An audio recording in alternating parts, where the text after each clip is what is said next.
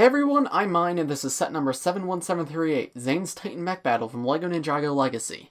This set is a part of the all-new 10th anniversary line of Ninjago Legacy sets coming in 2021, and contains 840 pieces, 4 minifigures, and will retail for $59.99 in the US. This is an early review copy of this set sent to me by the LEGO group through the LEGO Ambassador Network, but all opinions expressed in this video are my own. Before I get started, I'd just like to ask you guys to please press like on the video and subscribe if you're new. Liking and commenting and everything really helps support the channel and helps support me. I'm doing reviews of all 5 of these brand new 2021 Ninjago Legacy 10th anniversary sets, so by subscribing to the channel you'll also see those as soon as they go up. But with that out of the way, let's move on to the review. I think of all these new Ninjago Legacy sets that I'm reviewing, this is the one I'm the least sure about. There's a part of me that really likes it, and there's a part of me that just really doesn't, and I'm really just not sure how to express that. So hopefully just going through each individual bit of this build and seeing what's good and what isn't will help me have a more informed decision by the end of this review. But yeah, I'm very, very mixed on this one. This set is cool though because it is our first Possession Legacy set. Every other set has been based on seasons 1 through 4 before now. This is the first set that's based on season 5. There is one other, the Epic Battle Cole versus Ghost Warrior, but this is the first one to come with what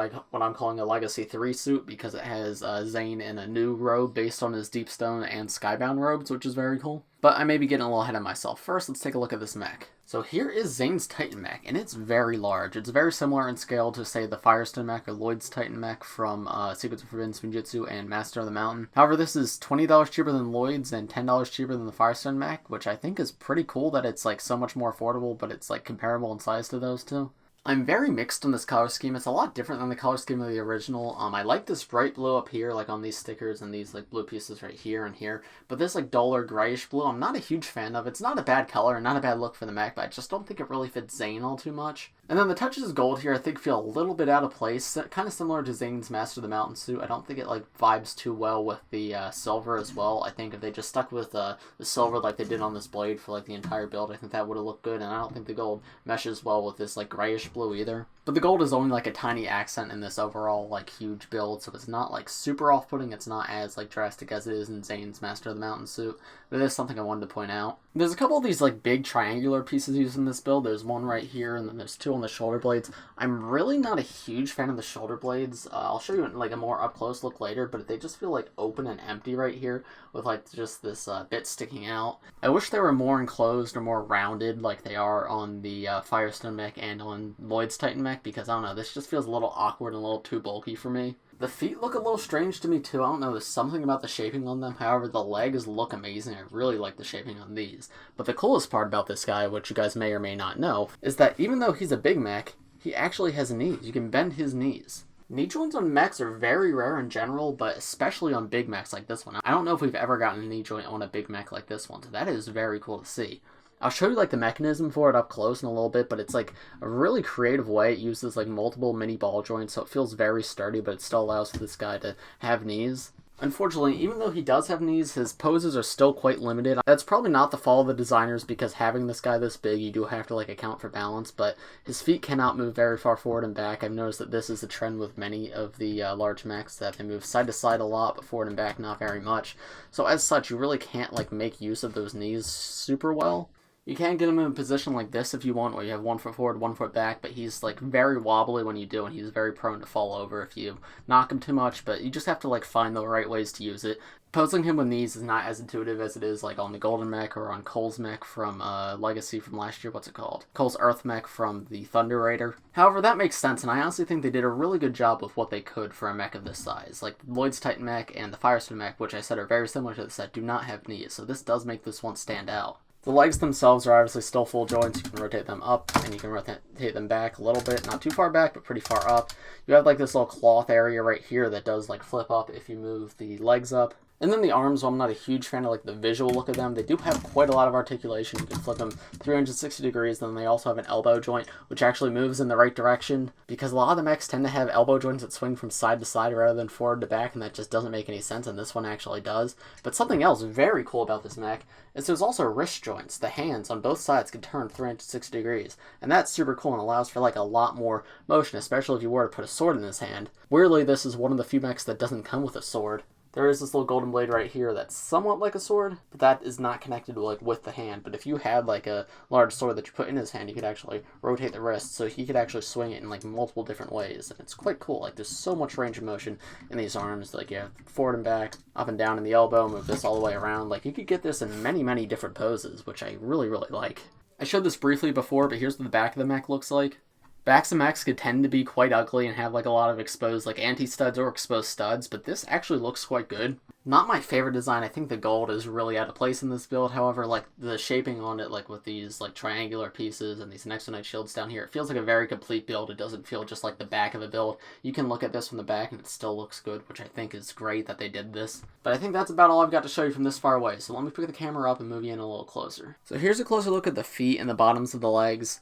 As I said, I think the foot design is a little awkward here. I'm not sure like how I would improve it, but I don't know, like the fact that these edges go out further than the toe right here, and then the back of it seems a little bulky, and I feel like there's way too many exposed studs on this. It just seems a little awkward to me. It's not a huge deal, but I thought it was significant enough to at least point out. Coming up to the legs, you can see some stickered pieces right here with a little touch of red. The red is a little odd in this color scheme, but I think it's okay because there is like little touches all throughout with like Technic pins, and there's a little bit of red in there, so I don't mind that too much, and it's like so subtle that it doesn't really distract from the color scheme. You have the gold bar pieces in white here, and then you have like this blade coming up right here, like around the knee. That looks super cool, and it makes it so that like when the knee bends, it still feels very complete and organic because this is covering like where the knee joint is bending, which is quite cool. And there's that like bright blue that I told you I liked. Coming up, here's a little sticker with Zane's symbol on it, and moving around to the other side, there's the same symbol. And then coming around to the back, there is the knees. As you can see, there's also just like flat paneling back here. I talked about how the back of the mech look good. The back of the legs look good too, which is really nice. They like just including these pieces makes it look so much nicer than just like having exposed anti-studs. I really appreciate that the designers did that. But yeah, here's the mechanism for the knees. I'm not too familiar with technical terms, so I'm sorry if I sound like really dumb when explaining this. But you have these mini ball joints right here that are like were introduced with Mixels, and you've got this piece right here with like the three different ball joints on it, and you can push this back just like this, and it like moves the entire section down, and you can see that right there allows the knee to bend. So with a fully bent knee, that's how the mechanism looks, while when the knee is not bent, that's how it looks. Using like the double ball joints really makes this like very sturdy. It doesn't feel like the knee mechanism is ever going to break. I have noticed that if you mess with the knee mechanism too much, sometimes this part of the foot right here will fall off, which is unfortunate, but it's very easy to fix, and it doesn't happen all the time. It is just something to keep in mind. And then moving this guy back up into his upright position so that I can actually like showcase him. There's some interesting part usage right here underneath the stickered piece. There's the beehive piece used in gunmetal gray, and then there's like a trans light blue minifigure head inside, and that's just I guess meant to be like sort of thrusters or exhaust coming out right there, and that's super cool parts usage, and it works very well. I love seeing creative part usage like that in sets. Like that's really cool. Coming up to the top here is where the legs are connected to the body. It's the same connection system that both the Firestone mech and Lloyd's Titan mech use. Honestly, I'm getting a little tired of seeing the same connection system in every single big mech, but I guess it does work, so like I don't expect them to reinvent it every single time, and at least this one has like the knees to make it unique, but it is like this connects in the same way, and I just don't think it looks the prettiest, but I guess if it's effective, it's effective. Yeah, moving up to the body of the mech, you can see there's some like little cloth pieces right here. These are meant just to drape over the legs, but when the legs are moving, obviously these can move up or down a little bit. That's pretty cool, and just creates like, I don't know, a little more fluidity. It doesn't make this feel as robotic, which is pretty creative. And moving up, you have this fin piece right here. You have some more gold bar pieces in white. Again, I don't love this middle section. Like, you got exposed studs right here. A lot of gaps, like gaps right there, a gap right there, a gap right there. Like, I get what they're trying to go for with, like, the triangle look and trying to make it, like, look really creative. And it does, but there's too many gaps here for me to, like, really enjoy that look. So I kind of wish that was done a little differently. But that's just a matter of my personal taste. I can understand if somebody would disagree with that. And then coming up here, here's the head of the mech. This actually has quite a bit of articulation. It can be articulated back, forward, side to side. Like, this is essentially as articulated as you can get a head of a mech, and I think that's quite cool how it does have that, like, ability. You can also see those two spring-loaded shooters here. I'm not going to shoot them because I'm sure you guys know how spring-loaded shooters work, but these can be rotated, like, up and down, which is pretty cool. So if you're, like, playing with it, you can change, like, where it's aiming. Here is the cockpit of the build where Zane can sit inside. You can see there's two little handles using, like, the old, like, nozzle piece in gold. And there's how it looks with Zane in there. And once you put him in, you can like lower the head just like this so that he's more like hidden within the mech, though you could still see him like piloting. Moving on to this arm of the mech, here are those like big empty shoulder blades I was telling you about. I really don't like these. I'm not sure what the like thoughts behind this were in the design room, but yeah, this doesn't like feel amazing to me. It feels very big and open and empty, and it comes very loose, and like look at it when that thing is not up, like I don't know, it feels very like it doesn't feel very complete or very solid. I really wish that was done a little bit differently, because I don't remember the shoulder blades being an issue on the Firestone mech or Lloyd's Titan mech. Then coming down to the rest of the arm, that looks pretty good. You got some more of these bits right here, and here's the elbow like I was talking about. You have this golden blade right here, which is independent of the hand, but this can be rotated like 360 degrees. So if you want to like slice at something, this is effective for doing that. And then here you have the hands, which as I mentioned can be rotated 360 degrees because it has wrists. And again, as I said, I really like that this mech has wrists. It's like a super cool and unique feature, and that combined with the knees makes this guy feel very posable. However, while I've been very back and forth about a lot of things in this review, there's one thing I'm very sure of. That these fingers on this mech are terrible. These are some of the worst fingers I've ever seen on a mech, and I'm not sure why they decided to go with this. These guys are hardly connected, and like they're so easy to just accidentally knock off. Like look at that. It's just like one of these hole pieces with one of these pins going in, and that pin doesn't even go all the way through. It just goes like halfway through. So these always feel like they're on the verge of falling off. Like they do stay on if you're just trying to like display it back and forth, but I can imagine like a kid playing with this, it'd be so easy just to accidentally knock it one way or the other, and it just falls off like that. It feels very loose and not very sturdy, and I can't imagine you could hold anything in this mech either, so I really don't like that they did that there. Coming over to this side of the mech, you can see there's the same shoulder blade piece on this side. Again, not really a big fan of that. A couple of these panel pieces right here, the same sort of elbow. I think this hand's cooler because it has this spinning silver blade on it, which you can spin, and that's actually connected to the wrist, so you can actually rotate that 360 degrees, which I think is really fun. However, it has the same issue with the fingers. They're put on the same exact way, and again, as I said, I feel like that's a really and I feel like that's just a really bad way to put on fingers, because I feel like they're going to fall off very easily. Before I move on to the minifigures, I wanted to give one more look at the mech, all posed up like this. I do think I like this a lot more than I initially did, just like going through all the features with this review. It's really just the fingers and the like big triangular pieces that I'm not a fan of, but I really like the knees. They allow for a lot of posability for like one of these big mechs. It's the most posable of any of the big mechs. The cloth pieces right here are fun.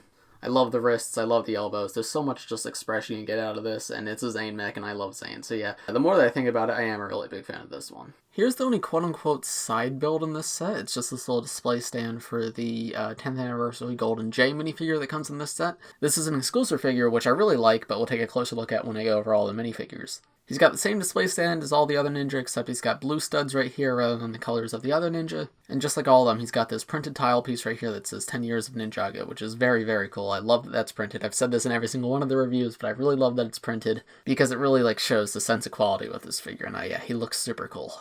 Speaking of minifigures, though, here's the first minifigure included in this set. This is the brand new Legacy Zane minifigure. I'm going to refer to him as Legacy 3 Zane because I refer to the original Legacy suits as Legacy 1. Legacy 2 is the suits that combine Tournament and Rebooted, so this looks like it combines Deep Stone and Skybound, so I'm going to refer to this as Legacy 3, even though Zane never technically got a Legacy 2. This suit is really cool, though. I love how it incorporates elements of both Skybound and Deepstone here. It's mostly Deepstone, but it's got like the white arms like Skybound. Skybound and Deepstone is some of my favorite ninja suits ever, so seeing them remade here is super exciting. I can't wait to get the rest of the ninja in this style. I really like this metallic blue, both on the emblem in the middle and these little lines going down from the torso into the pants. Those look super cool. Zane also has a bit of his chest showing like he did on his original Deepstone suit. He's got the Season 11 armor in gunmetal gray here, just like Season 11 suits. I think that's a bit odd. I really wish that was printed in black to be Deepstone, but this works a lot better than I thought it would. When I first heard that they were doing gunmetal gray armor for this guy, I'm like, oh, that's gonna look bad.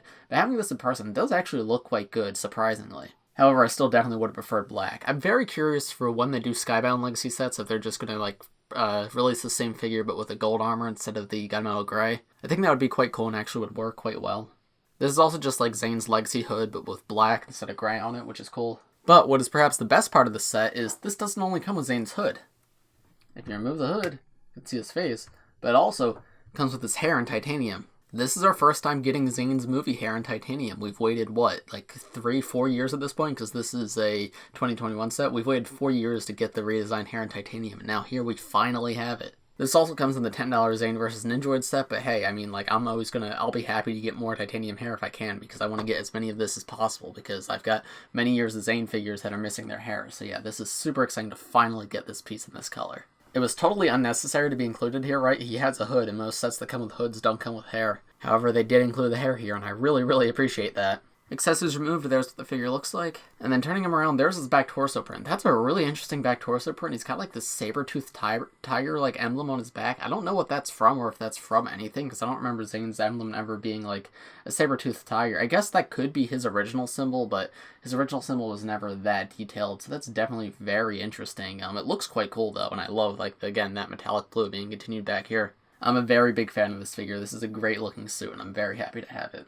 Here are the two villain figures in this set, the two Ghost Warriors. According to the box, this is Ghoultar and this is Soul Archer, but really, they don't really feel like those two characters. I mean, this guy does have a hood and a bow like Soul Archer. This guy has the scythe with a mask and a hat like Ghoultar. However, their torso and face prints are identical to each other, and I guess Ghoultar kind of makes more sense because he does have that skeletal face. But this guy's face looks nothing like Soul Archer, so it's really not him. These guys are interesting, and these new tail pieces are dual molded in a new color instead of trans-lime green and dark green as the originals were, I believe. This is now trans-lime green and purple. I think the originals did look better, but this is like a cool new take on it so that it differentiates these guys from the originals. These like blade pieces are also molded in a new color. I do find it interesting that they like reprinted these like blade pieces in a new color, but they didn't redo the jade blades for the Tournament of Elements sets.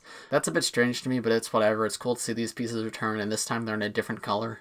But yeah, these guys look good. It's just, I don't know, they're passing them off as named characters where they really don't feel like it. However, it's just like generic Ghost Warriors. Like, these guys do work very well. And it's cool to get Ghost in sets again. Soul Archer here also uses the original Legacy hood in dual molded in dark blue and purple, which is pretty cool. It's cool seeing that hood like molded in a color that's like not representative of one of the ninja. Because previously, like, he had an exclusive hood that only he had, but now this time he's just reusing the ninja's hood.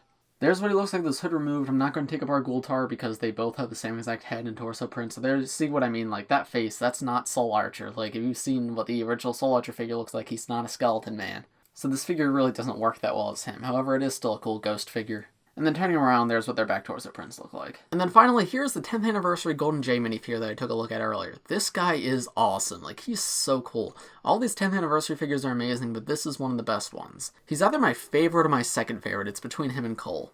I love the Prime Empire hood in gold with like blue as the secondary color instead of white, and then that blue throughout the torso. I love that dark blue up there, but like the lighter blue down here. And then he's got a symbol, he's got some like lightning effects right here. He's got like the same glyphs on this side that all of them have, and then he's got the same leg print that all of them have. But I think it actually doesn't fit Jay that well here, but the figure looks so amazing that it doesn't really bother me all too much. I really wish he came with his like Prime Empire weapon instead of just like standard golden swords. Like, they could have gave him, like, a golden controller piece and, like, a golden chain and everything. I might custom make one of those because it's not too hard to do because golden controller pieces do exist. But yeah, he just has standard, like, katanas just like Lloyd and Kai have, so it doesn't make him that interesting in terms of weapons. However, that's very easy to modify. Getting the Prime Empire armor is pretty cool in gold, too. He obviously doesn't have the life symbol right here, but you can very easily change that if you'd like to. But yeah, as a whole, very, very cool figure, one I'm very happy to have. Here's what he looks like with his armor and hood removed. He's just got the standard face he's had since the movie, and you get a slightly better look at that torso print. And then turning him around, there's his alternate face and back torso print. These back torso prints are all really amazing. He's just got like a symbol, like really like roughly scratched onto the back of his torso, and it's in like a dark blue, and it looks super cool, and he's got like the little lightning effects going towards it. I really like this. So overall, would I recommend this set? I think so, yeah. Going into this review, I was unsure if I liked this set or not, but looking at like the intricacies of it, it is quite cool. It's definitely not a perfect set by any means, but there is a lot to love here. This mech is super cool and super unique and has so many little features that most mechs in general don't have, but especially mechs of this size. I've never seen a mech of this size with knees before. And even just functional elbows and like rotating wrists are very cool to have. The legs look amazing, the arms less so, but I can forgive that, and that's very easy to modify. The head looks great, the cockpit is great on the inside. From the outside, again, I feel like that needs a little bit of modification. The mech looks great for the back, which is something that many mechs cannot say. My biggest gripe with this guy is just the fingers. The fingers feel very, very weak to me, and I'm not sure why the designers decided to go with that finger technique. However, that's so easy just to swap out those fingers for something else. And that's something I most likely will do because I really, really don't like this design.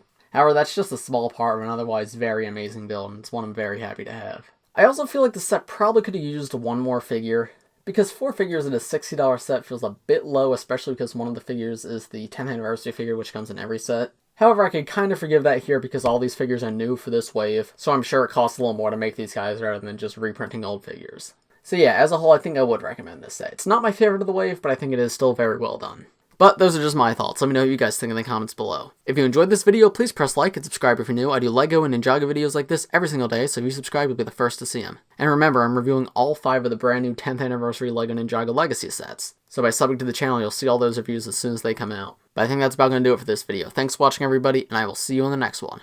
Bye! I'm very mixed on the color scheme. I like this bright blue up here. Oh.